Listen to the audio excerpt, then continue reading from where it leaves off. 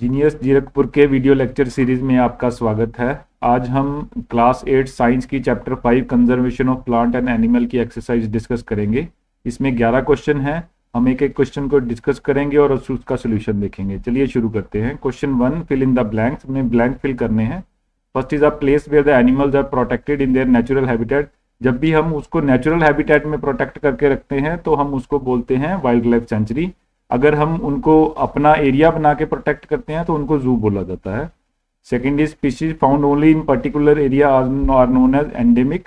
Endemic normally word जो है disease के लिए यूज किया जाता है, पर मीनिंग सेम ही रहता है। अगर किसी पर्टिकुलर एरिया में कोई चीज पाई जाती है तो उसको एंडेमिक बोला जाता है। Third is migratory birds fly far away places because of, क्योंकि एक जगह का टेम्परेचर बढ़ या घट जाता है तो इस कारण से वो एक जगह से दूसरी जगह चले जाते हैं due to climate change.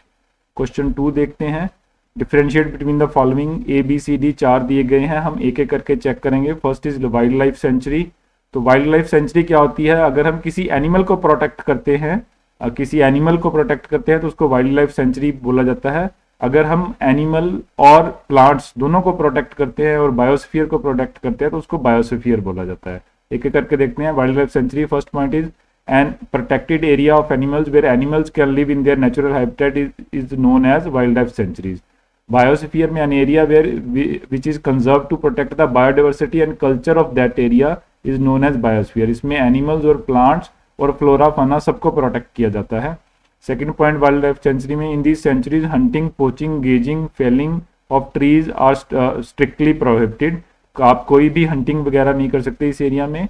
Biosphere में biosphere reserve is consist of many protected area like sanctuaries, national park, lake collection.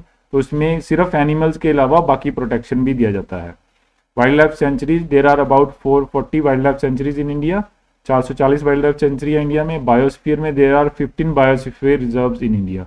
एक एग्जांपल देख लेते हैं। वाइल्ड लाइफ सेंचुरी की है कॉर्बेट नेशनल पार्क और बायोस्फीयर की है नीलगिरी बायोस्फीयर। चलिए बी पार्ट पे चलते हैं। Question 2 B part, zoo and wild life sanctuaries. Zoo क्या होता है कि अगर हम एनिमल के रहने की प्लेस खुद बनाते हैं तब हम उसको जू बोलते हैं। अगर हम उसकी नेचुरल एरिया में उसको प्रोटेक्ट करते हैं तो वाइल्ड लाइफ सेंचुरी बोलते हैं। It is a place, zoo के लिए it is a place where animal lives in artificial habitat. हमने खुद बनाया है हैबिटेट तो उसको जू बोला जाता है। वाइल्ड लाइफ सेंचुरी में it is a place where animals live in their natural habitat. उसका नेचुरल जो भी हैबिटेट है हम उसी को प्रोटेक्ट कर देते हैं। तो सेकंड पॉइंट जू में देखते हैं, animals are protected for the public view and they are spread in small areas. तो उनको छोटे छोटे केज बना के उनमें रखा जाता है पब्लिक व्यू के लिए, कि पब्लिक को थोड़ा अवेयरनेस आए एनिमल्स के बारे में। लेकिन वाइल्ड लाइफ सेंचुरी में animals are protected and conserved in very large space, क्योंकि उनका नेचुरल हैबिटेट पूरे का पूरा जंगल प्रोटेक्ट कर देते हैं हम। और दीज एरियाज में hunting, grazing, felling of trees वगैरह प्रोटेक्टेड होती है, आप नहीं कर सकते हैं। जू में भी ये सब चीज़ें अलाउड नहीं होती हैं। चलिए सी पार्ट पे चलते हैं। Endangered species and extinct species. Endangered का मतलब होता है जो वर्ज ऑफ एक्सटिंक्शन है, जो स्पीशीज ऐसी हैं कि जो बहुत जल्दी खत्म हो सकती हैं तो उनको एंडेंजर्ड मतलब खतरा है। एंडेंजर्ड का मतलब होता है खतरा। एक्सटिंक्ट मतलब जो खत्म हो चुकी हैं। एक बार देख लेते हैं।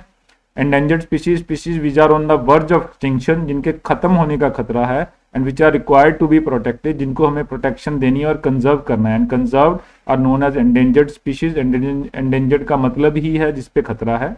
एक्सटिंक्ट मतलब जो लुप्त हो चुके हैं। The species which are no more exist on the earth are known as extinct species.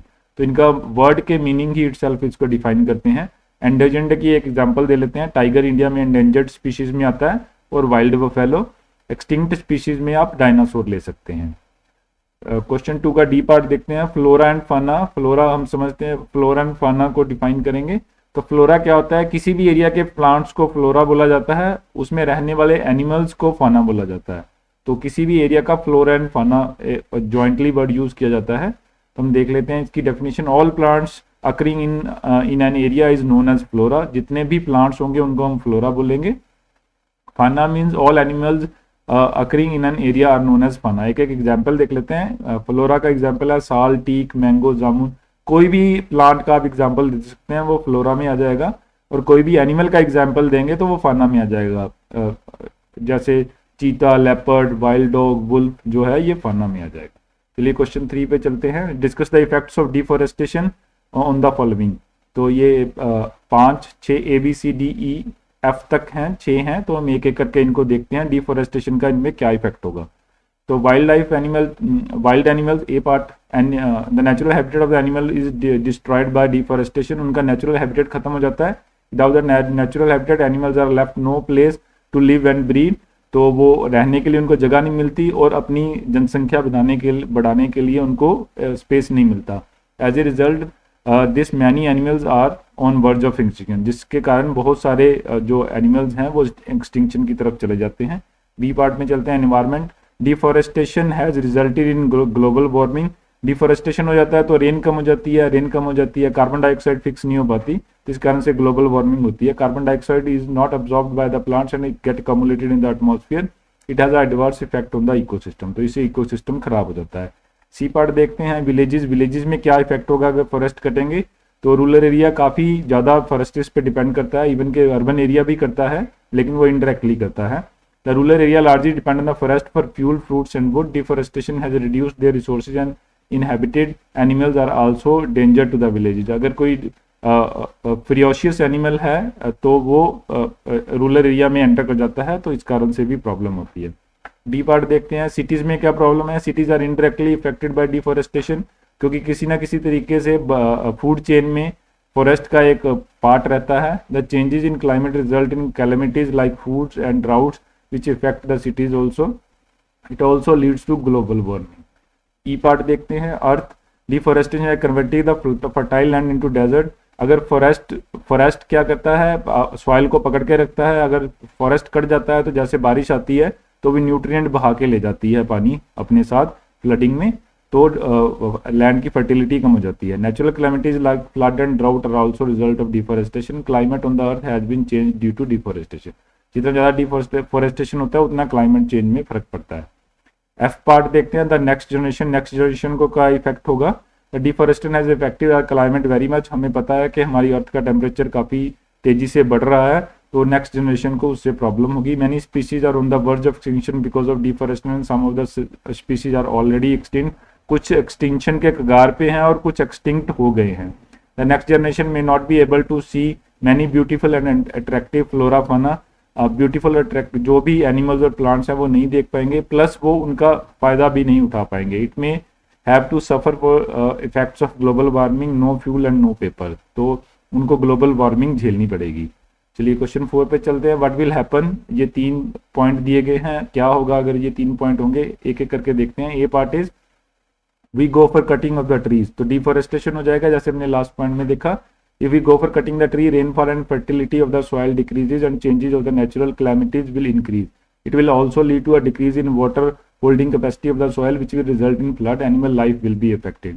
तो प्लांट काटेंगे तो ट्रीज काटेंगे तो क्या होगा, सॉइल की क्वालिटी खत्म हो जाएगी, सॉइल की फर्टिलिटी कम हो जाएगी और रेन भी कम हो जाएंगे। बी पार्ट देखते हैं, the habitat of the animal is disturb. The survival of the animal will become difficult if there natural habitat is disturb. तो अगर आप किसी का नेचुरल रहने का घर उसको खराब कर देंगे तो उसके सर्वाइवल पे क्वेश्चन आ जाता है। They will not have any space to live and breed, उनको रहने के लिए जगह नहीं मिलेगी। As a result, they will not survive, and also because of scarcity of food, the animals have started wandering in nearby villages and targeting the domestic animals as their prey. अगर ferocious animal है तो वो nearby villages में जाएंगे क्योंकि उनको खाने के लिए नहीं मिलेगा, तो इससे biological cycle disturb हो जाएगा। C part देखते हैं, the top layer of soil is exposed। अगर soil की top layer exposed हो जाएगी तो क्या होगा, जब flooding होगी तो सारे के सारे nutrient flood साथ में बहा के ले जाएगा। एक बार इसको देख लेते हैं। If the top layer of the soil is exposed, it will wash away with the water. The removal of top layer will gradually convert the fertile land into desert, क्योंकि उसमें से nutrients सारे निकल जाएंगे। Moreover, the soil wash away with water will be deposited in the river bed, resulting in the decreasing of the depth of the river and chances of flood will increase. Flood के chances बढ़ जाएंगे। Next question 5 देखते हैं, तो इसमें भी 6 part हैं, एक एक करके देखते हैं। Why should we conserve biodiversity? We should conserve biodiversity because it will be important for living organisms and for the environment. We should conserve the biodiversity to save it from becoming extinct. Biodiversity में अगर chain में कोई भी एक चीज को हम disturb करेंगे तो ऊपर और नीचे की चेन की सारी चीजें डिस्टर्ब हो जाती हैं। तो बी पार्ट देखते हैं, protected areas are not completely safe for wild animals because poachers have access if these areas in these areas and killing animals. Protected area में भी पोचिंग हो जाती है, इस कारण से प्रोटेक्टेड एरिया भी पूरी तरह से सेफ नहीं है. There is need to make a strict rule against poaching and trespassing. एक तो रूल स्ट्रिक्ट बनाने चाहिए और उन पे इम्प्लीमेंटेशन भी पूरा होना चाहिए. सी पार्ट देखते हैं. Some tribal depend upon a jungle. How? Tribals अपना ज़्यादातर खाना और ज़्यादातर चीज़ों के लिए जंगल पे ही डिपेंडेंट रहते हैं, तो वो जंगल से ही अपना सारा सामान लेते हैं, लेकिन वो सस्टेनेबल ग्रोथ के ऊपर फोकस करते हैं, तो वो उसको रिप्लेनिश भी करते रहते हैं. Some tribal are still dependent on jungles for the food, fuel, wood and shelter. They live in forest, are dependent on them. Next part देखते हैं, D part. What are the causes and consequences of deforestation. ये हमने पहले detail में discuss कर लिया है, एक बार इसको पढ़ लेते हैं. The main cause of deforestation is growing urbanisation and industrialisation. ज़्यादा जगह की ज़रूरत लोगों के रहने के लिए और पॉपुलेशन के बढ़ने के कारण और लोगों की नीड्स बढ़ने के कारण इंडस्ट्रियलाइजेशन हो रहा है, जिस कारण से डिफॉरेस्टेशन हो रहा है. Need for more land and resources led to cutting down of the forests. The consequences of deforestation are desertification and natural calamities. It also rendered many species of plant animals unprotected and unconserved. तो इस कारण से deforestation के कारण animals normal life को expose, human life को expose हो जाते हैं, जो उनकी लाइफ के लिए डेंजर है. ई पार्ट देखते हैं. What is red data book. जो भी एंडेंजर्ड स्पीशीज है उनको रेड डाटा बुक में रखा जाता है. एक डाटा बुक मेंटेन की जाती है वर्ल्ड लेवल पे भी और कंट्री लेवल पे भी. तो जिन जिन स्पीशीज में हमें लगता है कि इनका एक्सटिंक्शन हो सकता है या वर्ज ऑफ एक्सटिंक्शन पे हैं, एंडेंजर्ड हैं, तो हम उनका डाटा मेंटेन करके रखते हैं. Red data book keeps the record of all the endangered animals and plants. Different record books are maintain for endangered animals and endangered plants. Next is F. What do you understand by the term migration. Migration का मतलब है एक जगह से दूसरी जगह जाना. Birds animals सारे माइग्रेट करते हैं depending upon the climatic condition. तो एक बार इसको देख लेते हैं. For the purpose of breeding and specific purpose some of the species of birds and animal move from their habitat to some other habitat. Animals और बर्ड्स दोनों ही माइग्रेट करते हैं. The birds move to far away areas every during a particular time because of the climate change and return to their original habitat. वो दोनों habitats के बीच migrate होते रहते हैं. This is periodical for some species known as migration. तो इस migration birds और एनिमल दोनों में होता है, लेकिन बर्ड्स काफ़ी दूर तक माइग्रेट कर लेते हैं और एनिमल्स नज़दीक ही माइग्रेट करते हैं, तो इसको माइग्रेशन बोलते हैं. So question 6 is in order to meet the ever increasing demand in factories and for shelter trees are being continuously cut. Is it justified to cut trees for such project. Discuss and prepare the brief report. वो कह रहा है कि जैसे जैसे चीज़ों की demand बढ़ रही है, फैक्ट्रीज और शेल्टर्स के लिए हम ट्रीज को काट रहे हैं, क्या आपको लगता है कि ये जस्टिफाइड है. So the ever increasing demand in factories and for shelter trees are being continuously cut. If we have to retain our green wealth for generation and plantation of more tree is in the only option. तो इसको reforestation बोला जाता है. जो tree हमने काट दिए उनको दोबारा से उगाने को reforestation बोलते हैं. Cutting of tree can only be justified when reforestation is done. तो जब हम ट्री काटते हैं तो हमें उसके अगेंस्ट दोबारा उतने ही ट्री लगाने चाहिए. Reforestation is the restocking of the destroyed forest by planting the new trees. The trees planted should be of the same species that are generally found in the forest. We should plant as many trees as we cut. Reforestation can take place naturally also if the land is left undisturbed. अगर हम land को as it is छोड़ दें तो भी उसमें reforestation हो जाता है, लेकिन अगर लैंड को खाली छोड़ दिया जाए तो वो किसी और काम में यूज में आ जाती है. The forest will establish itself over a period of time. लेकिन फॉरेस्ट का खुद का इस्टेब्लिश करने का टाइम बहुत लंबा रहता है, इसलिए मैनुअली रिफॉरेस्टेशन ज़्यादा हेल्पफुल रहता है. We have damaged our forest to such an extent that it is difficult to retain the green wealth of the future for the future generations. So it is very important to plant more trees and to find out the ways of recycling and restoring the natural wealth. Apart from reforestation हमें और भी काफ़ी तरह के projects पे ध्यान देना पड़ेगा जिससे हम फॉरेस्ट को रिप्लेनिश कर पाए. क्वेश्चन 7 पे चलते हैं. How can we contribute to the maintenance of green wealth to of our locality.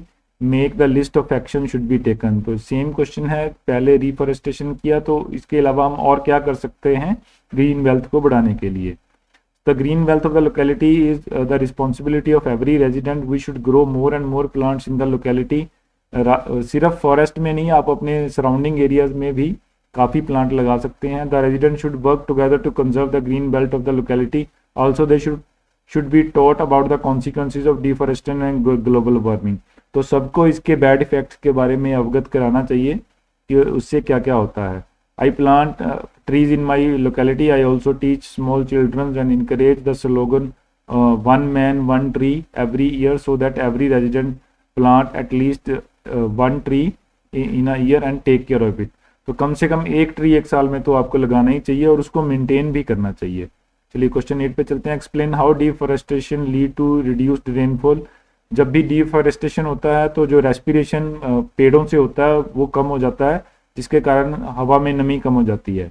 इस कारण से डिफॉरेस्टेशन से रेनफॉल कम हो जाता है। एक बार देख लेते हैं। Plants need carbon dioxide for the photosynthesis. Fewer trees would mean less carbon dioxide will be used in resulting in increased amount of in the atmosphere। This lead to global warming as carbon dioxide traps the heat rays reflected by the earth। The increase in temperature on that disturb the water cycle and may reduce the rainfall। Carbon dioxide की amount बढ़ने से भी जो है rainfall कम हो सकता है। Next point is question 9। Find out the information about the national park in your state. आपने अपने स्टेट के कुछ नेशनल पार्क के बारे में बताना है। Identify and show their location in outline of a map. तो हम कुछ स्टेट्स के कुछ नेशनल पार्क्स की यहाँ इन्फॉर्मेशन दे रहे हैं। आपके एरिया में जो भी नेशनल पार्क है आप उसको सर्च करके मैप पे दिखा सकते हैं। तो ये एक 4-5 स्टेट्स में नेशनल पार्क की जो इन्फॉर्मेशन है हमने यहाँ पब्लिश कर दी है। अगर आपका स्टेट इसमें आता है तो ठीक है, नहीं तो आप अपने आप से सर्च कर सकते हैं। Question 10। Why should paper be saved. Paper क्यों बचाना चाहिए। हमें पता है पेपर प्लांट से बनता है। ज़्यादा पेपर का यूज़ क्या करेगा, ज़्यादा प्लांट्स और ट्रीज को कट करना पड़ेगा। इस कारण से हमें पेपर सेव करना चाहिए। Prepare a list of ways by which we can save the paper. चलिए इसको एक बार देख लें। Paper is use in our daily life. Thousand of trees are cut to fulfil the demand of the paper. If the trees are being cut for the paper there may be one day we will be left with no trees. So the paper should be saved and should be use intelligently. तो paper का वहीं use करना चाहिए जहां हमें इसकी ज़रूरत है, अदरवाइज हमें इसको यूज नहीं करना चाहिए। The ways which we can save the papers are. First is we should recycle the waste paper. Waste paper से भी दोबारा पेपर बन जाता है, तो हमें ये ध्यान रखना चाहिए कि हमें पेपर को डस्टबिन में नहीं डालना चाहिए, उसको प्रॉपरली रिसाइकलर के थ्रू रिसाइकल करना चाहिए। Next is we should not litter the paper here and there. इधर उधर फेंकना नहीं चाहिए हमें पेपर को। Paper should next is paper should be send through the proper channel for recycling. Recycling करनी चाहिए। फर्स्ट और third point mostly same similar ही हैं। Next is we should not tear the old books and donate it to the poor children so that they can reuse the books. सिर्फ poor children के लिए नहीं, हमें खुद अपने लिए भी पुरानी बुक्स यूज करनी चाहिए जो हमें मिल सकती हैं rather than buying a new books. Next point ही we should encourage buying recycled paper products. जो पेपर की रिसाइकलिंग से प्रोडक्ट बनते हैं हमें उनको इंकरेज करना चाहिए। Next is we should avoid taking bags from shop. Instead we should carry the jute bags. तो हमें जहाँ जहाँ से पेपर की यूज है, अगर वहाँ पे वन टाइम थ्रो वाला पेपर है तो उसको छोड़ के दूसरे पेपर यूज करने चाहिए। चलिए क्वेश्चन 11 पे चलते हैं। Complete the word puzzle. हमें वर्ड पजल कंप्लीट करना है। तो 1 to 5 डाउन में है और 1, 3, 4 जो है अक्रॉस में है। तो एक एक करके देखते हैं। तो हम एक एक वर्ड सप्लाई करेंगे, बाद में फिर उसको इस पजल में फिट करेंगे। तो first is species on the verge of extinction. क्या बोलते हैं, डाउन का फर्स्ट है। तो species on the verge of extinction को हम क्या बोलते हैं, एंडेंजर्ड स्पीशीज। तो एंडेंजर्ड आ जाएगा। Second is book carrying the information about the endangered species. हमें पता है कहाँ पे रखा जाता है सारी एंडेंजर्ड स्पीशीज की इंफॉर्मेशन को, उसको बोला जाता है रेड डाटा बुक। तो 5 इज कॉन्सिक्वेंसेज ऑफ डिफॉरेस्टेशन। क्या है, डेजर्ट बन जाएंगे, आपकी सॉइल खराब हो जाएगी। अक्रॉस पे चलते हैं। Point 1 species have been vanish. जो वैनिश हो जाती है उनको एक्सटिंक्ट स्पीशीज बोला जाता है। 3 पॉइंट पे चलते हैं। अक्रॉस में species have found only in the particular area. तो हम इसको क्या बोलते हैं, एंडेमिक बोलते हैं। एंडेमिक वर्ड ज़्यादा डिजीजेज के लिए यूज किया जाता है, मतलब दोनों का सेम ही होता है। 4 पे चलते हैं। Variety of plants and animal and micro organism find in your area. तो उसको हम बायोडाइवर्सिटी बोलते हैं। एक बार इसको इसमें फिट करके देख लेते हैं। देखिए ये इसमें फिट हो गया है। चलिए class 8 science chapter 5 conservation of plant and animals की हमने सारी एक्सरसाइज कर ली है। आपको फिर भी अगर इसमें कोई डाउट है या कोई आप क्वेश्चन पूछना चाहते हैं तो आप हमें कमेंट सेक्शन में क्वेश्चन पूछ सकते हैं। हम कोशिश करेंगे जल्दी से जल्दी उसका जवाब देने के लिए। आपका वीडियो देखने के लिए बहुत बहुत धन्यवाद।